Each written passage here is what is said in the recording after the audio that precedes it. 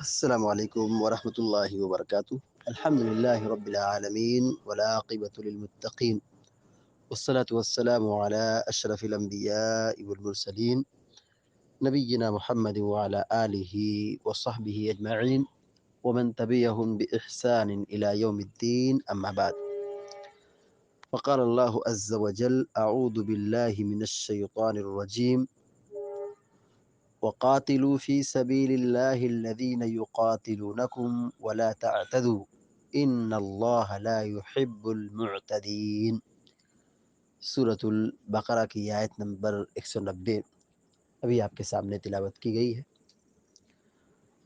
اللہ تبارک و تعالیٰ فرماتا ہے وقاتلوا فی سبیل اللہ الذین یقاتلونکم، تم لوگ اللہ کی راہ میں جہاد کرو، اللہ کی راہ میں لڑو۔ الذین یقاتلونکم، ان لوگوں سے جو تم سے لڑتے ہیں،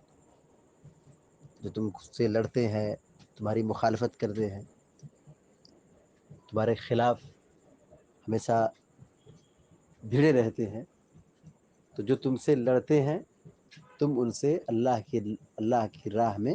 لڑو۔ دیکھیے، قتال یا دینی خدمات دو طرح کی ہوتی ہے۔ ایک تو آدمی اپنے نام کمانے کے لیے کرتا ہے، اپنی شجاعت اور بہادری کا چرچا بٹورنے کے لیے کرتا ہے، اور ایک آدمی اللہ کی رضا کے لیے کرتا ہے۔ اللہ رب العالمین نے یہاں یہی حکم دیا ہے اہل ایمان کو کہ وہ اللہ کی راہ میں جہاد کریں، اللہ کی خاطر قتال کریں،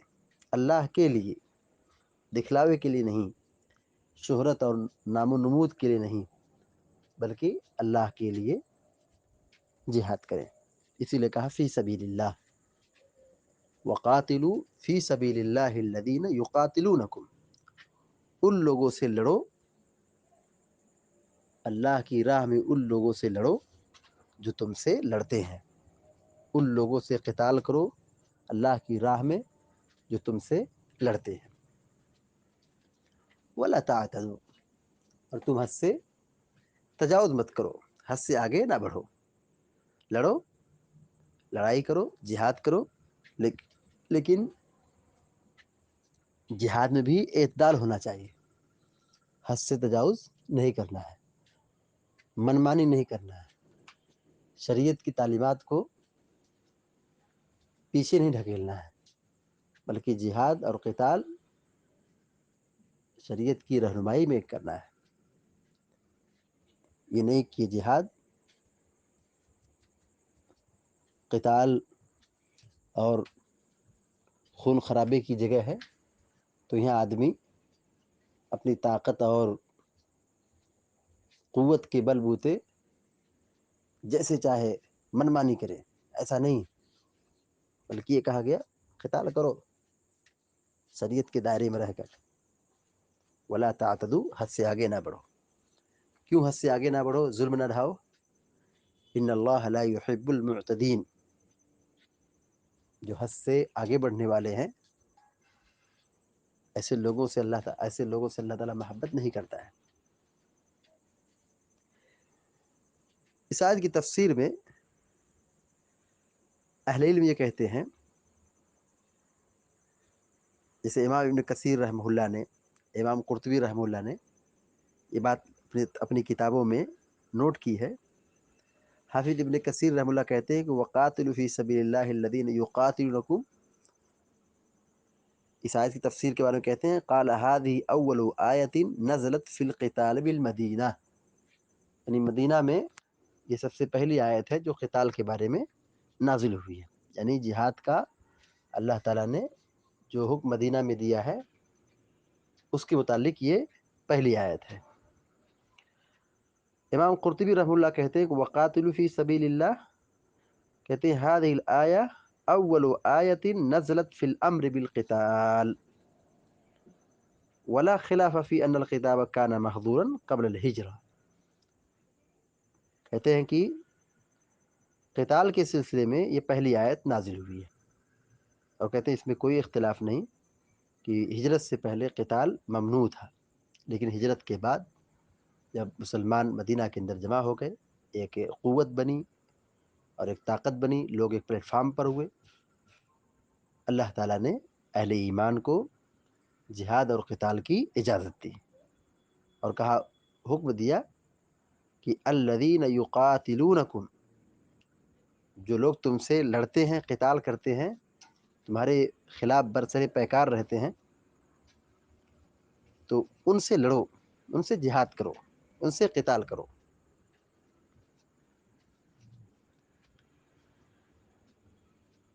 شیخ سعدی رحمۃ اللہ علیہ لکھتے ہیں اس آیت کی تفسیر میں کہ الذین یقاتلونکم اے الذین هم مستعدون لقتالکم، یعنی جو تم سے لڑنے کے لیے ہمہ وقت تیار رہتے ہیں، تم سے لڑنے کے لیے تیار رہتے ہیں، ان سے لڑو، ان سے قتال کرو۔ یہ کون لوگ ہیں؟ کہا وہم المکلفون الرجال، کہا وہ مکلف ہیں جو مرد ہیں، نوجوان ہیں، طاقت قوت والے ہیں، غیر الشیوخ الذین لا رأی لهم ولا قتال، بوڑھے مراد نہیں ہیں، اس لیے کہ بوڑھوں کی کوئی گنتی نہیں ہے، ان کی نہ کوئی رائے مشورہ لیا جاتا ہے اور نہ وہ قتال کے لیے میدان میں اترتے ہیں، کیونکہ وہ ضعیف ہے، کمزور ہے۔ اور اللہ تعالیٰ نے یہ کہا وَلَا تَعْتَدُوا، حد سے آگے نہ بڑھو۔ تو شیخ سعدی رحمہ اللہ کہتے ہیں وَالنَّهْيُ عَنِ الْاِعْتِدَاءِ يَشْمَلُ أَنْوَاعَ الْاِعْتِدَاءِ كُلِّهَا، کہ اس میں ہر قسم کی زیادتی شامل ہے، زیادتی سے منع کیا گیا ہے تو اس میں ہر قسم کی زیادتی شامل ہے۔ من قتل من لا يقاتل من النساء والمجانین والاطفال والرہبان ونحوهم والتمثیل بالقتل، کہتے ہیں کہ جن کے قتل کرنے سے منع کیا گیا، زیادتی سے جو روکا جا رہا ہے، کیا مطلب ہے کہ آدمی اس سے قتال کرے جو لڑ نہیں رہا ہے، آدمی اس کو مارے جو میدان میں نہیں آیا ہے، جو لڑتا نہیں ہے، تو یہ منع ہے، آدمی حد سے تجاوز کر رہا ہے۔ یعنی مارنے کا بھی اور قتال کا بھی ایک ضابطہ ہے، جو ہم سے لڑے ہم اس سے لڑیں، یہ ضابطہ ہے۔ جو ہمارے معاملات میں انٹرفیئر نہیں کر رہا ہے، ہم سے قتال نہیں کر رہا ہے، ہم اس سے قتال نہیں کریں گے۔ تو اب اگر کوئی آدمی اس کو مار دے، اس سے قتال کرے، تو یہ اعتداء میں سے ہے کہ یعنی آدمی حد سے تجاوز کر رہا ہے۔ عورتوں سے لڑے، جبکہ عورتیں اپنے گھروں میں رہتی ہیں، دیوانے لوگوں سے، مجنون لوگوں سے قتال کرے جبکہ وہ مکلف نہیں ہیں، بچوں سے لڑے، ایسی رہبان جو عبادت کے لیے اپنے آپ کو فارغ کیے ہوئے ہیں، جو گرجا گھر میں بیٹھے ہوئے عبادت کر رہے ہیں، ان کا کوئی گھر سے، اولاد سے، بال بچوں سے یا دنیا سے کوئی مطلب نہیں ہے، بس وہ اپنے اپنے معبد میں بیٹھے ہوئے عبادت کر رہے ہیں، پجاری ہیں، تو ان کو بھی قتل کرنے سے منع کیا گیا ہے۔ تو اگر کوئی ان کو قتل کر دے تو یہ حد سے تجاوز کرنا ہے۔ یا مردے کو مسلح کرے، یعنی مار دیا گیا، قتل ہو گیا، اب باڈی کو چیر رہے ہیں، پھاڑ رہے ہیں، کاٹ رہے ہیں، جس کو مسلح کہا جاتا ہے، تو یہ بھی نہیں ہونا چاہیے۔ تو اب اگر کوئی ایسا کرتا ہے تو یہی حد سے تجاوز کرنا ہوا۔ جانوروں کو قتل کرے، درختوں کو اکھاڑے، تو یہ سب چیزیں کیا ہیں؟ زیادتی ہے۔ تو ہماری شریعت میں جہاد اور قتال کا ضابطہ بتایا گیا ہے، اس کی پاسداری بہت ضروری ہے۔ اگر کوئی شخص حد سے تجاوز کرے، منمانی کرے، تو یہی اللہ تعالیٰ نے منع فرمایا، کہا وَلَا تَعْتَدُوا، حد سے آگے نہ بڑھو، کیونکہ حد سے آگے بڑھنے والوں کو اللہ تعالیٰ نہیں پسند کرتا ہے۔ دیکھیے ظلم کسی بھی طبقے پر نہیں ہونا چاہیے، چاہے وہ جانور ہو، چاہے انسان ہو، چاہے وہ درخت ہو، کسی بھی طبقے پر ظلم نہیں ہونا چاہیے۔ ظلم سے شریعت منع کرتی ہے، اور اس کا نقصان کیا بتایا؟ کہا کہ جو آدمی ظالم ہوتا ہے وہ اللہ کی نگاہ میں بہت مبغوض ہوتا ہے، جو آدمی ظالم ہوتا ہے وہ اللہ کی نگاہ میں بہت ہی گیا گزرا ہو جاتا ہے۔ کہا ان اللہ لا یحب المعتدین، اللہ تعالیٰ حد سے آگے بڑھنے والوں کو نہیں پسند کرتا ہے، یعنی اللہ تعالیٰ کی نگاہ میں ایسا آدمی کیا ہے؟ گیا گزرا ہے۔ تو یہاں پر دو باتیں بیان کی گئی ہیں، ایک تو یہ کہ جہاد کی اجازت دی گئی ہے کہ آدمی پر ظلم ہو تو وہ اپنے جان مال کی حفاظت کے لیے جہاد اور قتال جو ایک شرعی ضابطے کی روشنی میں ہوتا ہے، وہ ہمارے دین میں جائز ہے کہ اپدریوں سے، نافرمانوں سے، باغیوں سے، اور جو حد سے آگے بڑھنے والے سرفرق قسم کے لوگ ہیں ان سے قتال ہوگا، سب سے نہیں ہوگا۔ تو ایک چیز یہ کہ جہاد اور قتال کی ہمارے شریعت میں اجازت ہے، اور دوسری بات یہ ہے جہاد اور قتال کا ایک ضابطہ ہے کہ آدمی اس میں منمانی نہ کرے، شریعت کی روشنی میں جہاد اور قتال کرے، کہ وہ قتال اور جہاد کے دوران بچوں کو قتل نہ کرے، عورتوں کو قتل نہ کرے، بوڑھوں کو قتل نہ کرے، اور اس طریقے سے پھلدار درختوں کو نہ کاٹے